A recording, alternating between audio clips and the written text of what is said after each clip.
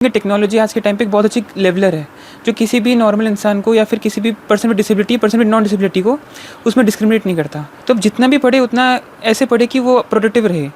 तो मैं ये मानता हूँ कि मैं टारगेट बेस्ड प्रिपरेशन करता था कि मैंने कुछ टारगेट्स पिकअप किए और इससे एक पर्टिकुलर टारगेट भी कंप्लीट होता रहता था ताकि मैं अपनी प्रोग्रेस को भी ट्रैक कर पाता था। यूपीएससी का नतीजा आ चुका है। हम आपको जो राजस्थान के उम्मीदवार हैं जिन्होंने यूपीएससी में अपना मकाम हासिल किया उनकी स्टोरीज़ हम आप तक पहुंचा चुके हैं। एक स्टोरी जो मन को छू रही है वो आज आपके पास में दोबारा पहुंचाने का प्रयास कर रहे हैं। कल हमने एक कहानी चलाई थी, वो कहानी थी मनु गर्ग की। वही कहानी आज आपके पास में लेके आ रहे हैं। 8वीं क्लास में किसी बीमारी की वजह से आँखें चली गईं, उसके बावजूद हार नहीं मानी ज़िंदगी में। 10वीं में टॉप किया, 12th में टॉप किया, देश के नामी कॉलेजेस के अंदर पढ़ाई की और अब यूपीएससी में ऑल इंडिया 91 रैंक हासिल करके यूपीएससी में अपनी जगह बना ली है। सीधे उन्हीं से बात कराते हैं। मनु, यूपीएससी में 91 रैंक, कैसा महसूस करते हैं? सर काफ़ी अच्छा महसूस हो रहा है। जब से कल से रिज़ल्ट आया तब से मुझे लगातार बधाइयाँ मिलती जा रही है। तो लगातार वो मैं उस जोन से ही बाहर नहीं आ पा रहा कि रिजल्ट आए और मुझे मतलब टाइम भी नहीं मिल पा रहा कि मैं एक्सेप्ट कर पाऊँ कि सच में मेरी 91 रैंक आई है। 91 रैंक आई है। एक दिन के अंदर मनु गर्ग जो है वो मनु जी हो गए और मनु साहब हो गए। नहीं सर, मैं तो खुद को मनु खिलाना ही पसंद करूँगा। आने वाले टाइम में तो साहब हो जाओगे। सर मैं तो प्रयास करूँगा कि हम्बल ही रहूँ। चलो, हमने आपकी स्टोरी रन की थी, हमारे पास में बहुत से सवाल आए। लोगों ने जानना चाहा कि आईएएस में जाओगे, आईएएस बनोगे, एक आदमी जिसको दिखता नहीं है वो एक आईएएस में कैसे जॉब परफॉर्म करेगा? सर मेरे पास पुराने प्रेसिडेंट्स हैं लोगों के जिन्होंने ऑलरेडी विजुअली इम्पेयर्ड होने के बावजूद भी अच्छा परफॉर्म किया है। तो मैं उनके मार्गदर्शन पे ही चलना पसंद करूँगा, उनसे मैं गाइडेंस लूँगा कि वो कैसे अपना काम करते हैं और मैं भी वैसे ही करूँगा। सर साथ ही दूसरी बात मैं मानता हूँ कि टेक्नोलॉजी आज के टाइम पे एक बहुत अच्छी लेवलर है जो किसी भी नॉर्मल इंसान को या फिर किसी भी person with disability, person with non disability को उसमें डिस्क्रिमिनेट नहीं करता। अगर टेक्नोलॉजी का सही उपयोग किया जाए तो वो एक इक्विटेबल ग्राउंड लेवल क्रिएट कर सकता है लोगों के लिए। ऐसा कहा जाता है कि यूपीएससी के जो इंटरव्यूज़ होते हैं वो बहुत ख़तरनाक होते हैं। आपका इंटरव्यू कैसा गया? आपसे क्या क्या पूछा गया? आपके ऐसे कौन से सवाल थे जिस पे आप अटक गए या ऐसा कौन सा जवाब था जिस पे आपने सामने वाले को अटका लिया? सर वो बहुत ज़्यादा टफ तो नहीं होते पर वो माहौल ऐसा बना हुआ होता है और जो उसका कॉन्सिक्वेंस होता है, जो उसके साथ स्ट्रिंग्स अटैच होती है, उसके कारण वो इंटरव्यू टफ लगता है। ऐसा कोई सवाल जो मुझे अटका दिया हो तो वो ये था कि बांग्लादेश जो कंट्री है मुझे बताना था कि वो कितना मीटर हर साल डूब रहा है। अच्छा। तो इस सवाल का मैंने इसको साइड में रखते हुए मैंने सॉरी बोल के आगे बढ़ गया। और क्या क्या कितनी देर चला आपका इंटरव्यू? मेरा इंटरव्यू कम से कम 25 से 30 मिनट चला था। 25 से 30 मिनट। आपके साथ में क्या चर्चाएं हुई? मुख्यतः चर्चा तो डोनाल्ड ट्रंप के इलेक्शन पे हुई थी क्योंकि 20 तारीख को प्रेसिडेंट डोनाल्ड ट्रंप ने शपथ ली थी और 27 जनवरी को मेरा इंटरव्यू था। तो मोस्टली उस पर था कि प्रेसिडेंट डोनाल्ड ट्रंप की पॉलिसीज़ जो होगी उसका इम्पैक्ट इंडिया पे क्या पड़ेगा और ओवरऑल वर्ल्ड जियो पॉलिटिक्स पे क्या पड़ेगा। आपको क्या लगता है क्या पड़ेगी? मैंने उसमें दोनों पक्ष रखे थे। पॉजिटिव पक्ष में ये बोला था कि इंडिया एक इंडिपेंडेंट कंट्री है, उसकी एक इंडिपेंडेंट फॉरेन पॉलिसी है, वो किसी यूएस की पॉलिसीज़ पे ज़्यादा डिपेंडेंट नहीं है। इसलिए अगर ट्रंप कुछ करते भी हैं तो इंडिया अपना स्टैंड उसमें रख सकता है और एक मल्टीपोलर वर्ल्ड की क्रिएशन हो सकता है। साथ ही मैंने नेगेटिव में ये बोला था कि इंडिया और यूएस में $40 बिलियन का ट्रेड सरप्लस इंडिया के फेवर में है। तो प्रेसिडेंट ट्रंप प्रयास करेंगे कि इस सरप्लस को घटाया जाए। तो यहीं पर इंडिया के अगेंस्ट सैंक्शंस और टैरिफ्स इम्पोज किए जा सकते हैं। उपराष्ट्रपति अमेरिका JD वेंस भी जयपुर मौजूद हैं। जब रिज़ल्ट आया आपका तो वो आमेर का किला घूम रहे थे उस टाइम पे। कितना प्रभाव आप देखते हो कि वो जयपुर आए हैं? कितना फ़र्क पड़ेगा जयपुर की टूरिज़्म इंडस्ट्री के ऊपर और दूसरी इंडस्ट्रीज़ के ऊपर? आपको क्या लगता है कुछ फ़र्क पड़ेगा?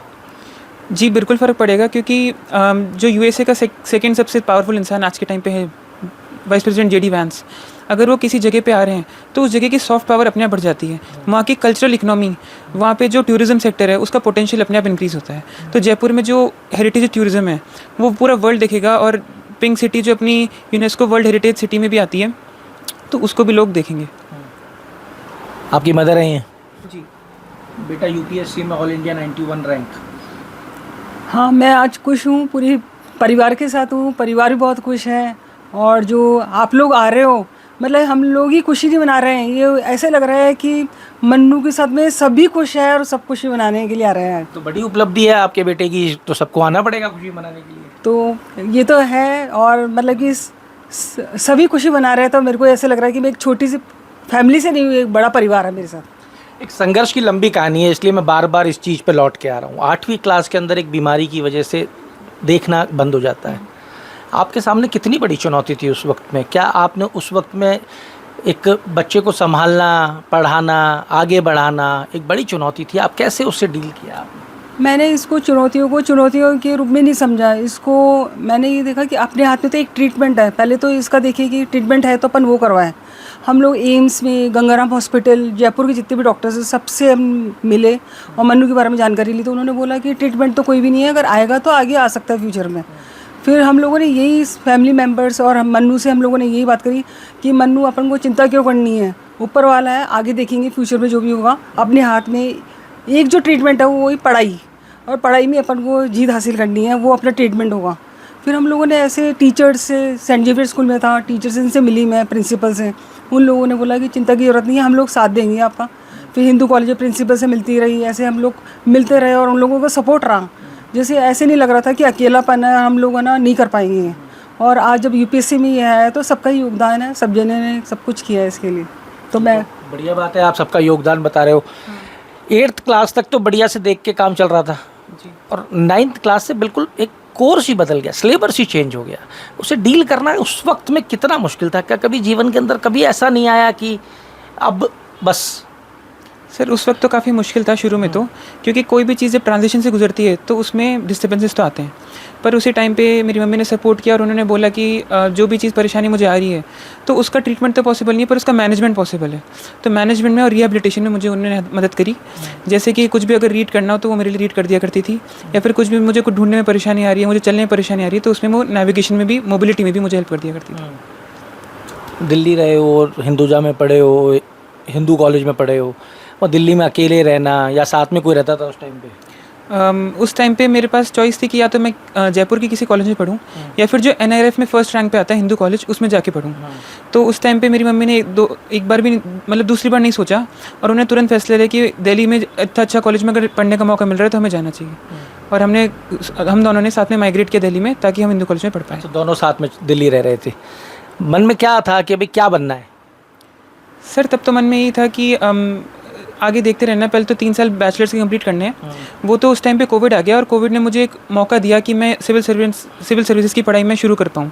और उसी टाइम पे जब क्लासेस बंद हो चुकी थी तब मैंने यूट्यूब के माध्यम से और अलग प्लेटफॉर्म से पढ़ाई स्टार्ट करी यूपीएससी की। सुनकर जी जी, पूरा सुन के मैंने करी थी। किस तरीके से सिविल्स की जो तैयारी होती है, लोग बोलते हैं बड़ी क्या कहते हैं, हार्ड तैयारी है, 12-12, 15-15, 18-18 घंटे लोगों को पढ़ना पड़ता है, बहुत सा समय देना पड़ता है, सब कुछ पूरा फोकस इसी पे रखना पड़ता है। आप कैसे देखते हो उस तैयारी को? सर मैं मानता हूँ कि हमें क्वांटिटी की जगह क्वालिटी पे फोकस करना चाहिए। अगर अपन 14 घंटे पढ़ रहे पर उसमें जा केवल 8 घंटे के प्रोडक्टिव रहा है सेशन, तो उसका मतलब नहीं है। तो जितना भी पढ़े उतना ऐसे पढ़े कि वो प्रोडक्टिव रहे। तो मैं मानता हूँ कि मैं टारगेट बेस्ड प्रिपरेशन करता था कि मैंने कुछ टारगेट्स पिकअप किए। वो टारगेट कंप्लीट करने से पहले मैं सोता नहीं था। इससे ये रहता था कि एक तो टाइम का बर्डन नहीं रहता कि मुझे 14 घंटे पढ़नी ही है, जैसे समझ में आ रहा हो या नहीं आ रहा हो।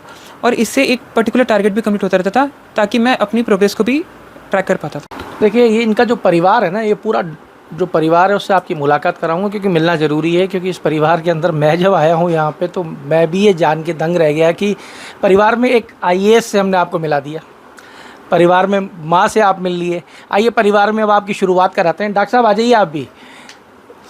साहब, आपका नाम और आप क्या लगते हैं? मैं डॉक्टर जयंत कुमार जैन हूँ। मैं मन्नू का मामा हूँ। मामा हूँ। तो आप PhD वाले डॉक्टर हैं या? मैं ऑर्थोपेडिक स्पेशलिस्ट हूँ, अस्थि रोग विशेषज्ञ हूँ। सरकारी गवर्नमेंट से मैंने प्रमुख विशेषज्ञ पद हासिल किया था। फिर अभी मैं मतलब स्वैच्छिक सेवानिवृत्त हूँ। अच्छा, तो आपने अपनी मर्जी से VRS स्वास्थ्य कारणों से। ठीक है। आप भी सब मामा हुए? हाँ जी, हाँ जी, हाँ जी। आप अपना बारे में? अच्छा जी, मेरा नाम डॉक्टर आनंद जैन है। मैं चाइल्ड स्पेशलिस्ट। आप भी डॉक्टर हैं? जी जी जी जी सर। परिवार में कितने डॉक्टर हैं? 7 डॉक्टर हैं हम लोग। और 2 पाइपलाइन में है। अच्छा। वो भी यही बनना चाहते हैं। हम कहते हैं दूसरी फील्ड में चले जाओ, लेकिन पता नहीं इनको भी शायद यही पसंद आ रहा है। तो आइए इसी में चलेंगे फिर। आप हुई मौसी? आप भी डॉक्टर हैं? हाँ जी। आप भी डॉक्टर हैं? डेंटिस्ट में डेंटिस्ट। आप डेंटिस्ट हैं। आप हुई इनकी मामी? मामी। आप भी डॉक्टर हैं? जी, मैं भी डेंटिस्ट हूँ। तो मैंने कहा था ना आपसे कि मैं जिस परिवार में बैठा हूँ, देखिए पढ़ाई जो है, पढ़ाई का शायद माहौल होता है, और इस पूरे परिवार के अंदर जितने भी लोगों से आप मिल रहे हैं, ये 2 लोग हैं शायद इस परिवार के जो डॉक्टर नहीं है। आना भैया ज़रा, आप दोनों आ जाओ इधर। क्या नाम है आपका? मेरा नाम गौरांश जैन है। गौरांश, कौन सी क्लास में हो? मैं 8th में हूँ। 8th क्लास में हो। आप तो डॉक्टर नहीं हो ना? मैं भी बनना चाहता हूँ। बनना चाहता हूँ। आ जाओ भैया, आपका क्या नाम है? क्या नाम है आपका? चित्रांश जैन। चित्रांश जैन। चित्रांश जी, कौन सी क्लास में हैं आप? 5th है। डॉक्टर तो नहीं हो? बनना चाहता हूँ। आप भी डॉक्टर बनना चाहते हो? इस परिवार के सारे जो लोग हैं वो डॉक्टर बनना चाहते हैं। बस ये मन्नू से पूछना चाहता हूँ कि भैया डॉक्टर क्यों नहीं चुना? सर प्रयास पूरा था मेरा भी। मैं पीएचडी कर रहा था साउथ एशियन सेंटर में, जेएनयू में। अब बीच में छोड़नी पड़ेगी वरना मेरा भी डॉक्टर लग जाता। तो इस चीज़ का अफसोस है कि यूपीएससी में 91 रैंक आई, इसकी खुशी है? सर दोनों में मिक्स्ड फीलिंग्स है अभी तो। मिक्स फीलिंग है, पर डॉक्टर नहीं कब कह पाओगे अपने? यही दिक्कत है सर, फैमिली में ऑड वन आउट बन गया सर। तो भविष्य में कभी पूरा हो पाएगा ये? हाँ सर, यूपीएससी मौका देता है कि एक पर्टिकुलर टाइम पीरियड के बाद कंटिन्यू कर सकते हैं सरकार से परमिशन लेके, तो तब मैं प्रयास करूंगा कि अगर मुझे मौका मिलता है तो बिल्कुल, क्यों नहीं। आपकी प्राथमिकता क्या रहेगी? आप एक आईएएस अफसर बनोगे, किसी ना किसी ज़िले में पहुंचोगे, चीज़ों को देखोगे, सरकार का हिस्सा बनोगे, आपकी प्राथमिकताएं क्या रहेंगी? सर मेरी प्राथमिकता 2 ही रहेगी, पढ़ाई और दवाई, हेल्थ एंड एजुकेशन। तो मैं चाहूँगा कि ये 2 बहुत बेसिक चीज़ें हैं जिनसे ह्यूमन कैपिटल डिफाइन होता है। तो अगर कोई भी देश इन 2 चीज़ों पे काम करे तो देश का युवा और देश का भविष्य वो सिक्योर रहता है। तो मैं चाहूँगा कि मैं इन दोनों पे काम करूँ। इन दोनों पे मतलब किस तरीके से? सर मैं चाहूँगा कि जो गवर्नमेंट की स्कीम्स है वो बहुत सारी स्कीम्स हैं, तो उनका इम्प्लीमेंटेशन अगर मैं किसी भी तरीके से बेटर कर पाऊँ, या फिर जो मार्जिनलाइज सेक्शन उन तक मैं उन स्कीम्स का बेनिफिट पहुँचा पाऊँ, तो उसमें अपना प्रयास करूँगा। तो ये आप सुन रहे थे मनु गर्ग को, जिन्होंने कहा कि मेरी प्राथमिकता रहेगी आईएएस बनने के बाद में कि मैं चिकित्सा और शिक्षा के ऊपर काम करूं। चिकित्सा और शिक्षा देश में हर नागरिक का मूलभूत अधिकार है और उसे मिलना चाहिए। सरकारी योजनाओं का लाभ लोगों तक मिले, लोगों तक पहुंचे। 8वीं क्लास में किसी बीमारी की वजह से अपनी दृष्टि खो देने के बावजूद अपने पैरों पे खड़े हैं, पूरे परिवार का साथ मिला, देश के सबसे बेहतरीन कॉलेज में पढ़ने का मौका मिला, सिलेक्शन हुआ, और माँ ने भी ये तय किया कि जब बेहतरीन में जाना है तो फिर बेहतरीन में ही पढ़ा जाएगा। कंफर्ट नहीं, इन्होंने अपने जीवन के अंदर चुनौतियों को चुना, और आज आपके सामने नतीजा है। यूपीएससी में 91 रैंक आई है इनकी पूरे देश के अंदर, और अब ये किसी न किसी ज़िले को बहुत जल्द संभालते हुए आपको नज़र आएंगे। जुड़े रहिए हमारे साथ, ऐसी और बहुत सी कहानियां आप तक लेके आएंगे। अमर उजाला के लिए जयपुर से मैं आशीष।